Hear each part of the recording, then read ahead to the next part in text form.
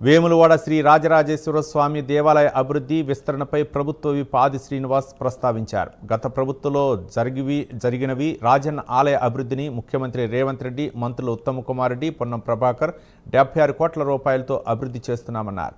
అయితే కాంగ్రెస్ పార్టీ చేసే అభివృద్ధిని చూసి జీర్ణించుకోలేక బీజేపీ, బీఆర్ఎస్ నాయకులు అడ్డుకు వస్తున్నారన్నారు. అభివృద్ధికి అడ్డుపడుతూ ఈ రెండు పార్టీలు వేములవాడ బంద్కు పిలుపునిచ్చాయన్నారు. అభివృద్ధిలో భాగంగా స్వామివారికి జరిగే నిత్య పూజలు యథావిధిగా జరుగుతాయన్నారు. దేవాలయం బంద్ అనేది లేదు, మూసివేత అనేదే జరగదని అన్నారు. భక్తులకు ఇబ్బందులు లేకుండా మండపాన్ని విస్తరిస్తూ పనులు జరుగుతాయని ఆది శ్రీనివాస్ తెలిపారు. ఈ అభివృద్ధిని విస్తరణను జీర్ణించుకోకుండా